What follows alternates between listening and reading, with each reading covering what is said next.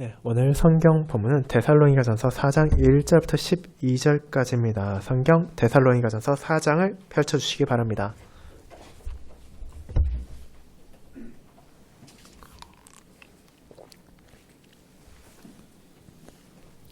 하나님의 말씀 데살로니가전서 4장 1절부터 12절까지를 낭독하도록 하겠습니다. 그러므로 형제들아, 우리가 끝으로 주 예수 안에서 너에게 구하고 권면하노니 너희가 마땅히 어떻게 행하며 하나님을 기쁘시게 할 수 있는지를 우리에게 배웠으니 곧 너희가 행하는 바라 더욱 많이 힘쓰라. 우리가 주 예수로 말미암아 너에게 무슨 명령으로 준 것을 너희가 아느니라. 하나님의 뜻은 이것이니 너희의 거룩함이라. 곧 음란을 버리고 각각 거룩함과 존귀함으로 자기의 아내 대할 줄을 알고 하나님을 모르는 이방인과 같이 세욕을 따르지 말고 이 일에 분수를 넘어서 형제를 해하지 말라. 이는 우리가 너에게 미리 말하고 증언한 것과 같이 이 모든 일에 주께서 신원하여 주심이라.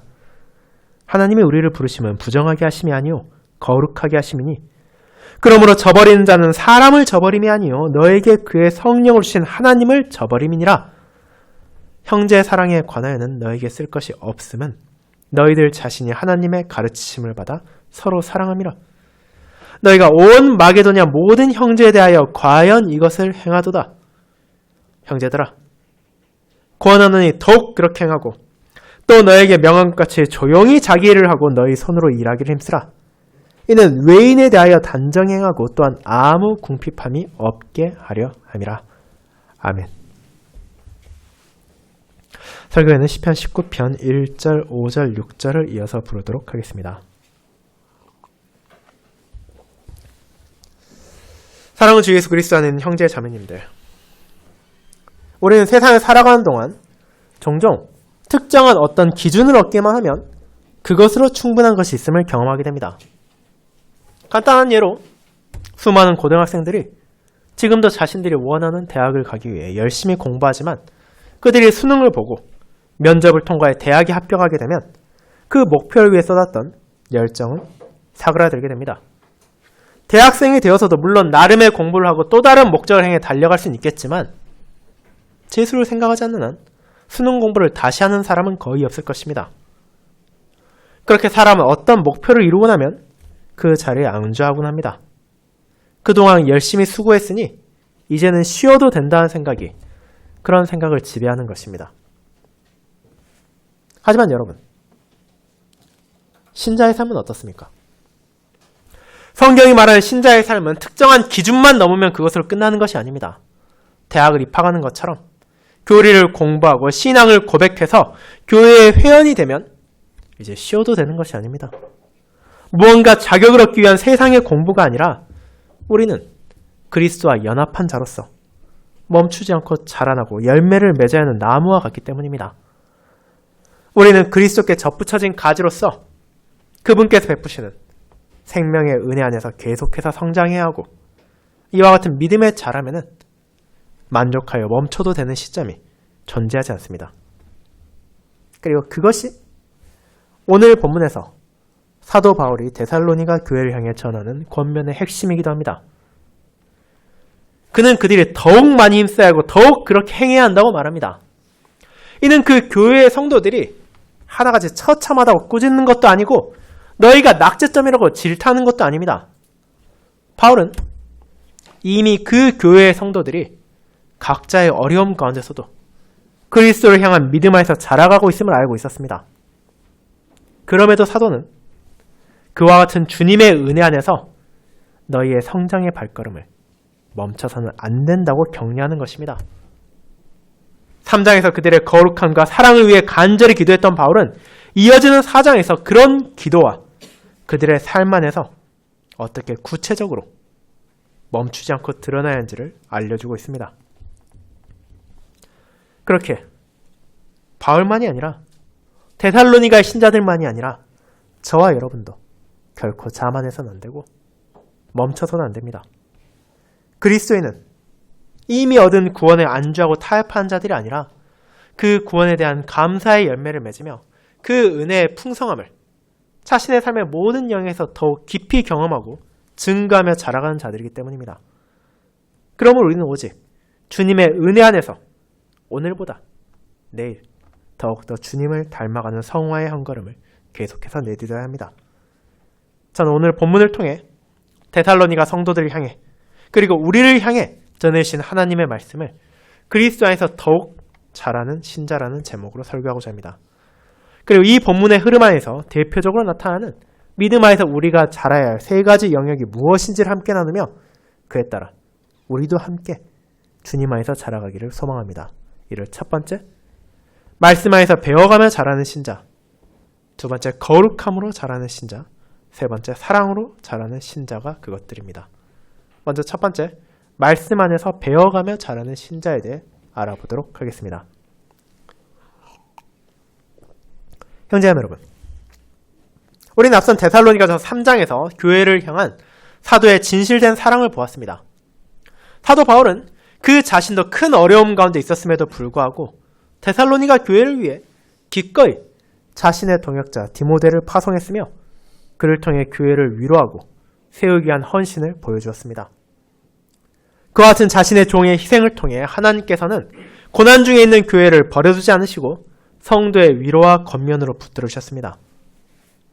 그렇게 파송되었던 디모데가 돌아왔을 때 바울은 그 교회의 소식을 듣게 되었고 크게 기뻐하며 위로를 받았습니다. 교회가 마주한 현실, 그리고 사도가 개인으로서 부딪힌 상황도 결코 쉽지 않았고 각자의 어려움 가운데 싸움을 이어가고 있었지만 그럼에도 그들이 주 안에 굳게 서 있었기에 그는 주님의 돌보심을 바라보며 위로받았던 것입니다. 그 같은 감사와 위로 안에서 바울은 하나님을 향한 기도를 멈추지 않았습니다. 그 교회의 믿음이 계속해서 자라가고 그들의 사랑이 계속해서 넘쳐나며 거룩함에 흠이 없게 되기를 간구했습니다. 그와 같이 교회를 향한 주님의 종의 헌신과 사랑을 통해 자신의 종을 사용하여 교회를 돌보시는 하나님의 손길을 우리는 깨닫게 되며 동시에 우리 역시 오직 주 안에서만 굳게 서서 거룩한 삶 가운데 사랑을 드러내며 살아야 한다는 것을 고백했습니다. 이제 3장에서 이어지는 4장은 그와 같은 신자의 성장이 어떻게 나타나는지를 알려주고 있습니다. 그리고 그것은 그저 막연하게 내가 믿음 안에서 더 자랐으면 좋겠다. 내가 더 성장했으면 좋겠다라는 것이 아니라 우리의 삶 가운데 구체적으로 어떠한 열매들이 나타남으로 자라갈 수 있는지를 알려주는 것입니다. 그렇게 바울은 1절을 그러므로 라는 표현으로 시작합니다. 앞선 3장의 마지막에 나온 것처럼 그는 교회가 하나님 앞에서 자라가기를 기도하며 그분의 은혜를 구할 뿐 아니라 이제 그 교회를 향하여 구체적으로 그들이 어떻게 그런 자람을 나타낼 수 있는지를 권면하는 것입니다. 그리고 사도는 그들이 무언가를 우리에게 배웠으니 라고 전합니다. 1절에 나오는 배우다라는 표현은 단순히 우리가 머리로 암기하고 지식으로 알고 있다는 뜻이 아닙니다. 이어지는 2절에 드러나듯이 그들이 배운 것은 바로 사도와 동역자들이 주 예수로 말미암아 너희에게 준 명령입니다. 그뿐 아니라 우리가 2장을 되돌아본다면 데살로니가 교회의 성도들이 그와 같은 사도의 가르침을 사람의 말이 아니라 하나님의 말씀으로 받았다는 것도 여러분은 떠올릴 수 있을 것입니다. 이를 종합해 본다면 바울과 디모데와 같은 이들을 통해 신자들이 배운 것은 세상의 가르침이 아니라 하나님의 말씀, 그들에게 주어진 복음의 진리였습니다. 그들은 말씀을 배웠습니다. 그 말씀이 진리라는 것을 깨닫게 되었습니다. 그리고 그 말씀이 바로 자신들 안에서 역사하고 있다는 것을 경험하게 되었습니다. 주님의 은혜로 말미암아 그들은 이와 같은 말씀 안에서 자라가고 있었습니다. 그렇습니다. 그들은 분명 힘든 상황에서도 믿음으로 살아가고 있었습니다. 하지만 그런 성도들조차 바울은 너희 믿음이 완전하다, 이제 충분하다라고 말하지 않습니다. 그는 그들의 믿음의 부족함이 보충되어야 할 필요가 있다고 말합니다. 그리고 그와 같은 기도의 구체적인 응답 가운데 하나가 본문에 나오는 배움입니다. 그들은 계속해서 배워야 했습니다. 그런 배움을 통해 바로 하나님을 기쁘시게 해야 했기 때문입니다. 그렇게 교회 안에서 우리가 진리를 배운다고 말할 때 그것은 우리가 세상에서 말하는 배움과는 큰 차이가 있습니다. 많은 사람들은 자신이 더 성공하기 위하여, 자신이 더 많은 것을 얻기 위하여 무언가를 배우고 익힙니다.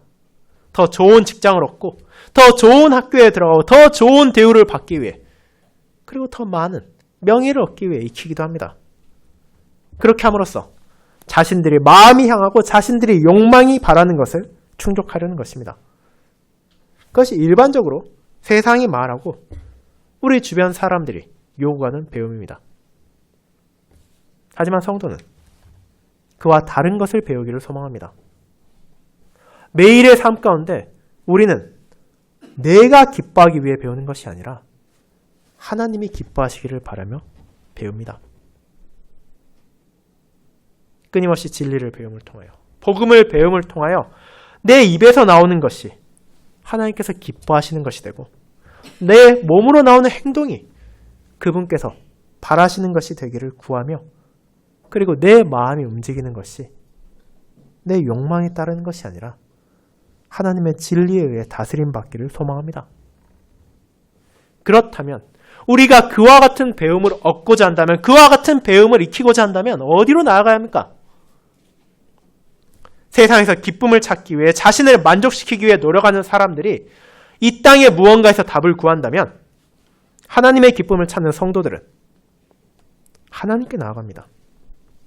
그분께서 주신 말씀을 통해, 매주일 선포되는 복음 설교를 통해 우리는 과연 무엇이 하나님을 기쁘시게 하는 것인지, 내가 어떻게 하는 것이 그분께서 원하시는 삶을 살아가는 것인지를 끊임없이 배워가게 됩니다.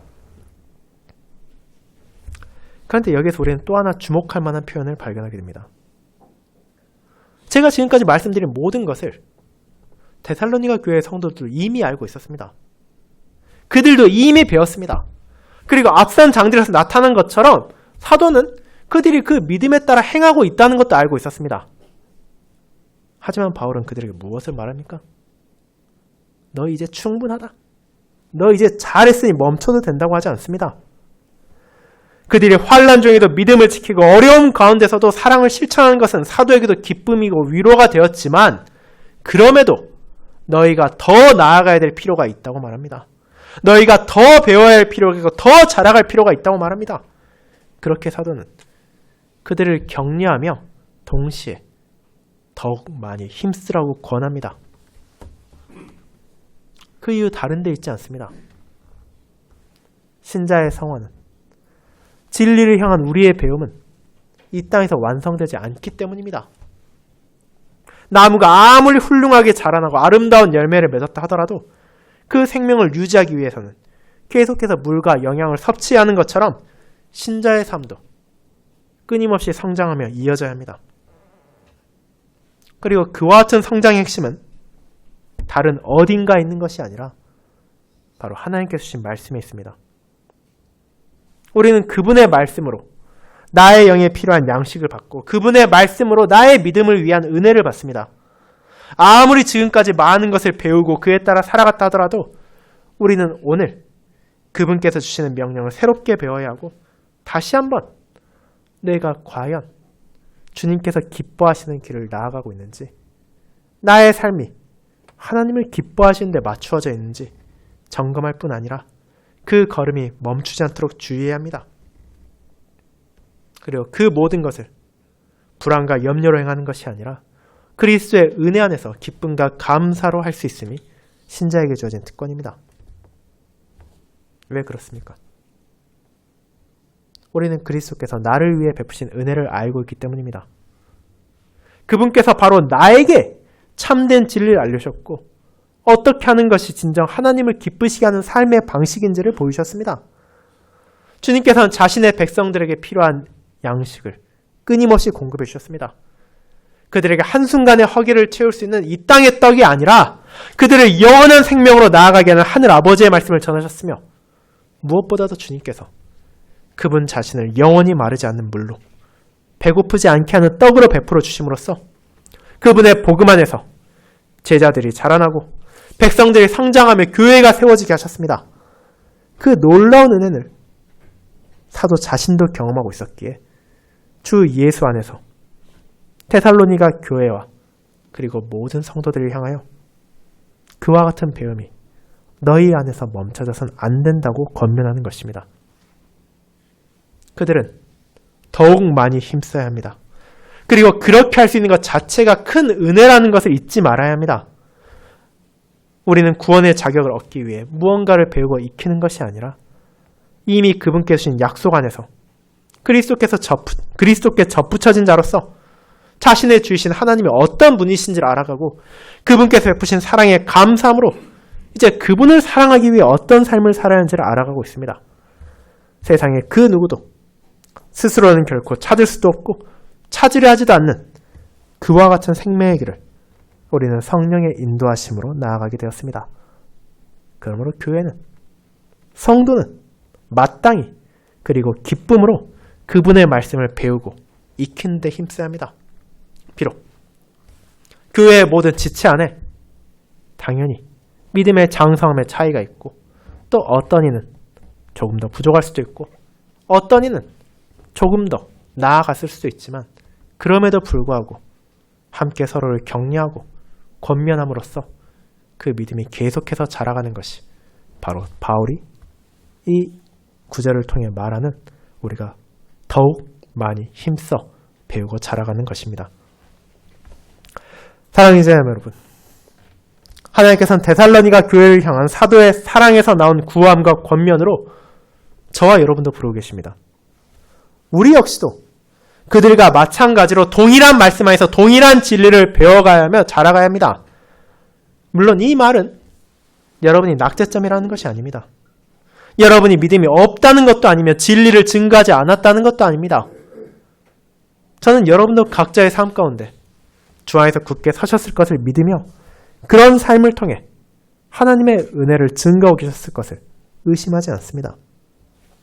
하지만 데살로니가 교회의 신자들이 그러했던 것처럼 저와 여러분도 이 믿음 안에서 계속해서 자라가야 합니다. 이 배움은 실로 끝이 없는 배움이기 때문입니다. 하나님의 말씀은 깊고 풍성하여 우리가 알아가면 알아갈수록 더 많은 것을 깨달을 수 있는 진리의 보고와 같습니다. 하나님의 은혜로 말미암아 우리는 그분의 말씀을 익힐 수 있게 되었고 그분의 종들을 통한 선포된 말씀의 양식을 받을 수 있습니다.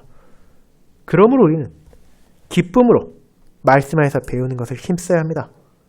우리가 이미 알고 있는 말씀이라 하더라도 내게 친숙한 구절이라 하더라도 그 안에서 내게 말씀하시는 주님의 음성에 귀를 기울이며 내가 놓친 부분을 알아가고 내가 알던 부분을 되새기는 자세를 놓치지 말아야 합니다. 그렇게 하나님의 말씀에서 자라갈 때 우리는 세상은 결코 알려주지 않는 하나님을 기쁘시게 하는 삶을 배워가게 되며 그분께서 우리에게 요구하시는 것이 과연 무엇인지를 깨닫게 됩니다. 그것이 우리를 거룩함이란 주제를 다루는 두 번째 대지로 인도합니다. 두 번째, 거룩함으로 자라는 신자입니다. 성도 여러분, 그렇게 우리가 말씀 안에서 하나님을 기쁘시게 하는 것이 무엇인지를 계속해서 배워갈 때 어떤 것을 알게 됩니까? 사도는 3절에서 말합니다. 하나님의 뜻은 이것이니 너희의 거룩함이라고 말합니다. 물론 하나님을 기쁘시게 하는 많은 것들이 있습니다. 그것을 하나하나 열거하자면 아마 우리의 시간이 부족할 것입니다. 하지만 결국 어떤 방식으로든지 하나님을 기쁘시게 하기를 원한다면 반드시 거룩이라는 귀를 통과해야 하기에 바울은 그런 거룩함을 가장 먼저 언급합니다. 그와 같은 거룩이란 대체 무엇입니까? 신자에게 있어 거룩이란 너무도 자주 접하게 된 나머지 이제 더 이상 특별하지 않다고 생각되는 표현처럼 여겨질 수 있습니다. 그처럼 거룩은 구약과 신약을 통틀어 계속해서 반복되고 끊임없이 나오기 때문입니다. 하지만 하나님의 말씀이 그렇게 계속해서 거룩을 강조하고 또 전하는 이유는 그것이 정말로 중요하며 신자의 삶에 있어서 빼어놓을 수 없는 핵심적인 것이기 때문입니다. 그렇게 사도 바울은 이미 거룩이란 개념이 무엇이며 그것이 어떠해야 하는지를 잘 알고 있을 데살로니가 교회의 성도들을 향해 그에 대해 다시 한번 강조하고 있습니다. 우리의 거룩함은 하나님의 뜻입니다. 지극히 거룩하신 그분께서 자신의 은혜를 받은 자신의 백성들을 향해 그와 같은 거룩함 가운데 살아가길 요구하시며 그들이 거룩하게 말하고 행동하며 생각할 때 기뻐하십니다. 그렇게 거룩함이란 그 본질에 있어서 우리가 세상에서 배워서 익히는 것이 아니라 하나님의 말씀 안에서 배우게 되는 하나님의 어떤 분이신지와 연결되어 있습니다. 그리고 하나님께서는 그분의 백성을 향해 그분의 거룩함이 어떠한 것인지 끊임없이 알려주셨습니다. 구약시대 이스라엘은 그들이 살던 문화와 환경에 따라 하나님을 판단하고 이해하려 했습니다. 그렇게 그분께서는 자신이 세상이 생각하는 우상과 다르다는 것을, 부족한 피조물과 차별되어 있다는 것을 그분의 말씀을 통해 전해주셨습니다. 그런 거룩함을 깨닫게 하시고 그분께서는 자기 백성에게 요구하십니다. 나는 너희의 하나님이 되려고 너희를 애굽 땅에서 인도하여 낸 여호와라. 내가 거룩하니 너희도 거룩할지어다.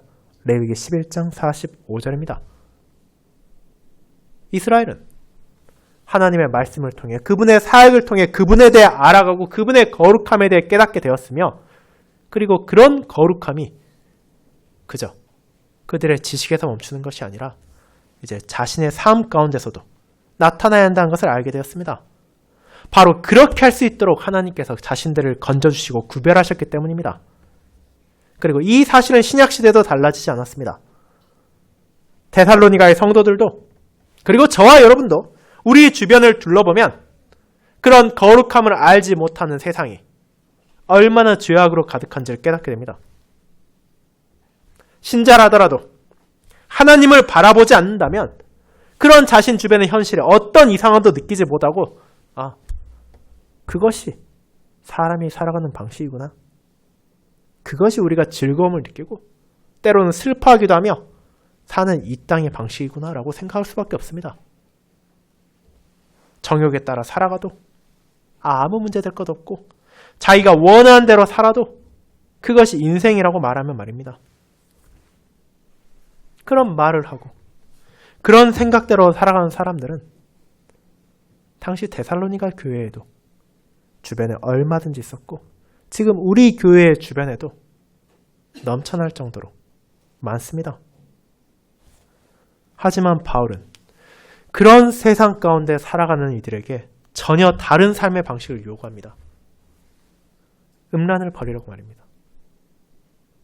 이는 그저 입에서만 거룩이 말하는 것이 아니라 자신의 삶 가운데 그것을 드러내라고 명령하는 것입니다.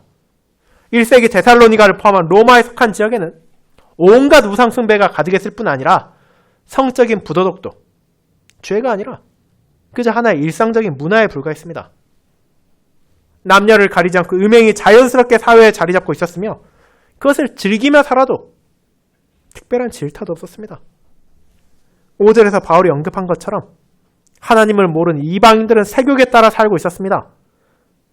그저 이방인이 아니라 하나님을 모르는 이방인이라고 표현함으로써 바울은 이것이 민족적인 구분이 아니라 실제로는 하나님을 믿고 따르는 자와 그렇지 않은 불신자들을 구별한 것임을 말해줍니다. 그런데 아무리 그런 불신자들이 많고 그들의 의견이 지배적으로 보인다 하더라도 그 길은 신자가 나아가야 할 길이 아닙니다. 그 이유는 다른 데 있지 않습니다. 그것이 하나님께서 원하시는, 하나님께서 기뻐하시는 거룩이 아니기 때문입니다. 그렇게 신자는 거룩함과 존귀함으로써 자신의 몸을 대하고 자신의 배우자를 대해야 합니다. 4절에 번역된 자기의 아내라는 표현은 자신의 그릇이라는 의미도 동시에 가지고 있습니다. 이와 같은 중의적인 표현으로서 바울은 1차적으로는 성도들이 자신들의 몸을 거룩하게 여겨야 하며 동시에 그들에게 주신 남편과 아내를 존귀하게 대해야 함을 깨닫게 하신 것입니다. 그뿐 아니라 이런 세욕에 따른 음란을 버리지 않는다면 결국 자신에게 주어진 형제와 자매를 해야 하는 것과 마찬가지입니다. 이는 자신의 몸을 더럽힐 뿐 아니라 배우자를 모독하는 것이며 더 나아가 이웃들에게 해를 끼치는 것입니다. 자기 욕망에 따라 타인을 사용하고 쾌락을 충족하기 위한 대상으로 바라보는 것은 어디까지나 하나님을 모르는 이방인의 방식이지 결코 말씀 안에서 자라가는 하나님의 거룩함을 깨닫고 그것을 소망하는 신자의 모습이 아니기 때문입니다. 하나님께서는 저희들을 거룩하게 부르셨습니다. 그런 부름을 들었음에도 불구하고 부정한 가운데 사는 것을 고집하는 것은 세상으로 돌아가겠다는 선언이자 자기 죄악을 버리지 않겠다는 저항입니다. 신자가 거룩의 길을 가볍게 여기고 옛 본성으로 추악한 과거로 돌아가려 한다면 그것은 그저 한 사람의 권면을 어기는 것이 아니라 자신의 은혜를 베푸시고 자신의 영을 주신 하나님을 저버리는 죄악입니다. 이를 위해 바울은 그들 모두가 분명하게 알 수 있는 대표적인 예시인 음란과 부정을 거룩과 반대되는 삶의 자세로 설명한 것입니다. 하나님의 말씀을 통해 선포된 복음을 통해 신자는 하나님에 대해 배워가게 됩니다. 그분의 거룩하심을 알게 됩니다. 그분께서 무엇을 기뻐하신지를 깨닫게 됩니다. 그리고 그와 같은 배움 안에서 신자가 자라간다면 이제 그렇게 익힌 거룩함을 자기 삶 가운데 드러내야 합니다. 이 지식은 그저 이론에서 멈추고 우리의 머릿속에서 끝나는 것이 아니라 우리의 삶 가운데 체화되어야 하는 것이며 세상 가운데 나타나야 하는 것이기 때문입니다. 우리가 세상과 같지 않다는 것을 하나님을 모르는 불신자들과 같이 생각하지 않고 그들과 같이 행동하지 않는다는 것을 우리가 자신의 몸을 거룩하게 사용하고 배우자를 존귀하게 여기며 더 나아가 형제와 자매들을 자기 욕심으로 해하지 않는다는 것을 보여야 합니다. 그리고 이 모든 것들은 바울이 새롭게 준 가르침이 아닙니다. 이는 이스라엘을 애굽다에서 건져신 하나님께서 그분의 백성들을 주신 언약의 10가지 말씀에서 이미 요구된 감사의 삶이기 때문입니다. 그분께서는 이스라엘을 그저 애굽의 노예 생활에서만 풀어주신 것이 아니라 세상의 정욕과 쾌락과 음란과 중독에서 해방해 주셨습니다. 거룩하신 그분의 백성으로 거룩한 삶을 살 수 있도록 새롭게 하셨을 뿐 아니라 그 길을 자신의 영을 통해 인도해 주고 계십니다.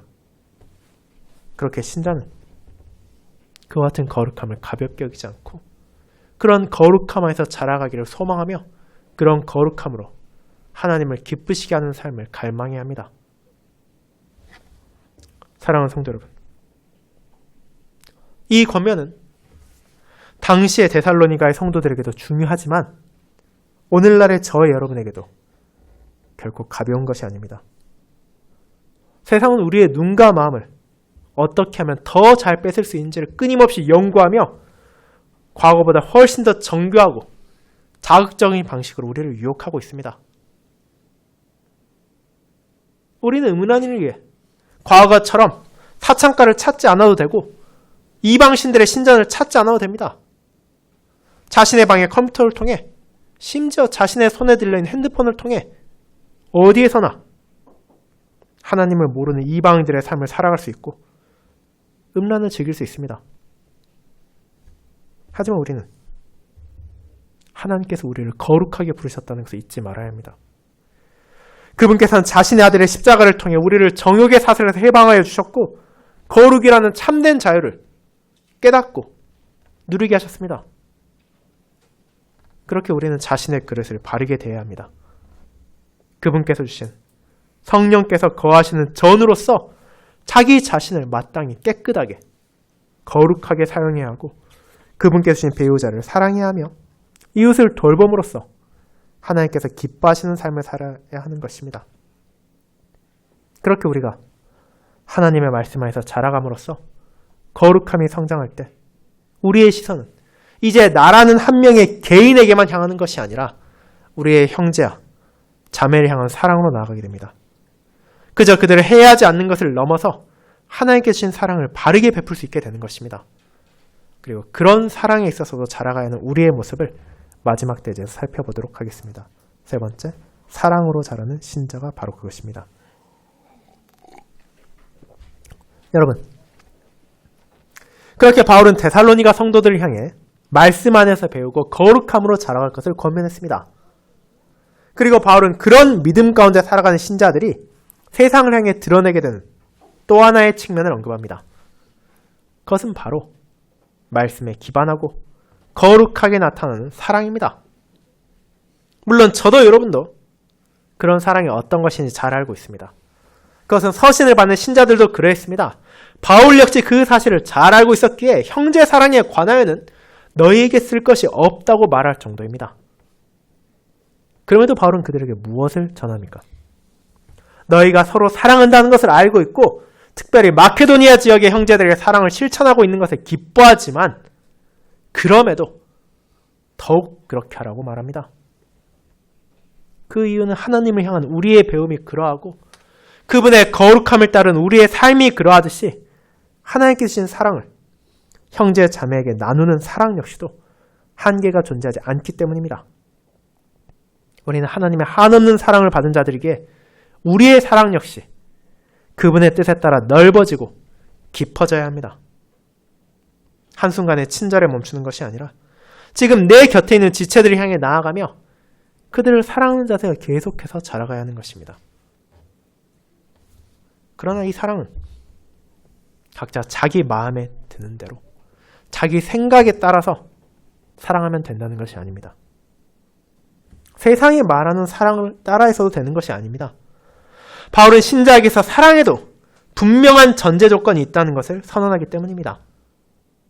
그것은 바로 하나님의 가르치심을 받아 서로 사랑하는 것입니다. 자기 주관에 따른 사랑이나 주변 사람들이 생각하는 사랑을 답습하는 것이 아닙니다. 하나님께서 그분의 말씀 안에서 가르치시고 그분의 거룩하심으로 나타내신 사랑이야말로 우리 안에서 드러나야 하는 것입니다. 그분의 공의로움 안에서 그분의 자비로움이 나타나는 것이야말로 교회가 증거하고 신자가 나타내는 참된 사랑입니다. 그것은 자신의 희생을 감수하더라도 형제 자매의 유익을 세우는 것이며 자신의 감정을 내려놓더라도 형제 자매를 높이는 것이자 때로는 관계가 악화된다 하더라도 하나님의 진리를 전해주는 것입니다. 그런 형제 자매 사랑이 데살로니가 교회를 통해 나타나고 있었고 또 우리를 통해서도 드러나야 하는 것입니다. 그리고 바울은 그런 사랑의 실천을 우리가 쉽게 생각하기 어려운 하나의 또 다른 측면과 연결합니다. 그것은 조용히 자기 일을 하고 너희 손으로 일하기를 힘쓰라는 11절의 권면입니다. 이 부분은 사실 5장에 나올 내용과 연결되어 있습니다. 데살로니가 교회의 신자들 중 일부는 예수님의 재림이 이제 얼마 남지 않았으니 우리가 더 이상 이 일을 할 필요가 있겠냐고 주장하며 일상을 버리고 교회의 다른 형제 자매들에게 의존하며 공동체의 짐이 되기도 했습니다. 그들은 그저 몸이 불편하거나 나이가 들어서 이 일을 할 수 없게 된 것이 아니라 충분히 이 일을 할 능력도 여건도 있음에도 불구하고 재림을 이유로 이 일을 기피한 것입니다. 하지만 바울은 그것이 잘못된 자세라는 것을 분명히 선언합니다. 주님의 재림의 날은 누구도 알 수 없으며 그 날이 오기까지 자신의 자리에서 신실히 일하는 것이야말로 하나님께서 기뻐하시는 것이라고 말입니다. 그렇게 자신의 맡은 바 소명을 감당하고 이를 통해 궁핍한 이들을 돕는 삶을 통해 외인에 대하여 단정히 행하는 것이 교회가 보여줄 수 있는 사랑의 측면 가운데 하나라는 것을 알려준 것입니다. 그와 같은 거룩함 안에서 나타내는 사랑을 우리의 주님께서 먼저 보이셨고 우리가 가능하게 하셨습니다. 그리스도께서 진실로 자신의 모든 것을 내려놓으시고 기꺼이 그분의 백성을 위해 베풀어 주셨습니다. 그분은 소외받고 경원시 되던 자들에게 먼저 다가가셨고 그들을 향한 사랑을 나누셨습니다. 하지만 동시에 그 사랑을 아버지의 가르치심 안에서 거룩하게 행하심으로 죄악을 용납하지 않으시고 회개로의 부르심을 멈추지 않으셨습니다. 그것이 참된 사랑이기에 그분께서는 자신에게 주어진 소명을 힘쓰시며 그 사랑을 통해 세상 누구도 줄 수 없는 크신 사랑을 자신의 백성들에게 베풀어 주신 것입니다. 사랑하는 여러분, 그리고 그리스도께서 자신의 영을 우리에게 보내주심을 통해 우리 역시 그와 같은 사랑 안에서 자라가도록 부르고 계십니다. 세상이 말하는 사랑이라는 이름의 잘못된 유혹에 하나님께서 가르치시고 그분께서 기뻐하시는 참되고 진실한 사랑의 씨앗을 우리 안에 심어주시고 그 사랑이 싹을 틔우고 꽃을 피워 열매 맺을 수 있도록 인도해 주십니다. 우리는 분명 그와 같은 사랑을 할 능력도 없고 의지도 없습니다. 우리의 옛 본성은 하나님을 미워하고 이웃을 질시하며 참된 사랑이 아니라 쾌락을 추종하기 원하기 때문입니다. 그러나 주님께서는 우리를 거듭나게 하시고 우리를 구별하셨습니다. 그분의 은혜로 깨달은 진리로 하나님의 말씀을 배우고 그분의 거룩하심 안에서 음란과 정욕을 버리고 거룩한 사랑을 내게 주신 형제 자매에게 드러낼 수 있게 하신 것입니다. 그 모든 것이 은혜로 주어졌기에 우리는 그에 대한 감사로 하나님을 사랑하며 그분께 모든 영광을 돌려야 합니다. 우리를 구하신 하나님께서 그와 같은 복음 안에서 우리가 자라가기를 원하십니다. 세상은 이제 그 정도면 됐다고, 왜 그리 유별 떠냐고 우리를 유혹하고, 또 우리의 어리석음은 이제 적당히 안주하자고 속삭이지만 우리 안에 심겨진 새 생명은 끊임없이 우리의 주님을 닮아가기를 갈망합니다. 그렇게 진리에서 자라가는 삶은 세상에 바라볼 때 지루해 보일 수도 있고 우리 자신에게도 고된 싸움처럼 느껴질 수도 있습니다. 하지만 우리가 그렇게 말씀 안에서 배우고 거룩한 삶을 나타내며 성실히 소명을 다함으로 서로를 사랑할 때 바로 하나님께서 기뻐하십니다. 그리고 그분께서는 그런 우리를 기뻐하실 뿐 아니라 자신의 영을 통해 그 길을 나아가게 하십니다. 비록 지금 우리는 여전히 배움이 부족하고 거룩이 온전하지 못하며 사랑도 연약할 뿐이지만 주님께서 그 모든 것이 온전해질 영광의 날을 우리에게 약속하시고 그 날이 오기까지 우리를 붙잡아 주십니다. 그렇게 우리는 그런 영광스러운 미래의 소망을 두고 이번 한 주간에도 내게 주신 소명에 신실히 임할 수 있습니다. 우리가 배우고 우리가 고백하는 복음의 진실됨을 나의 거룩한 삶과 나의 참된 사랑으로 드러낼 수 있습니다. 그렇게 이번 한 주에도 주님을 닮아가며 하나님을 기쁘시게 하는 모습이 저와 여러분의 삶을 통해 세상 가운데 나타나고 우리의 형제 자매에게 증거될 수 있기를 소망합니다. 아멘.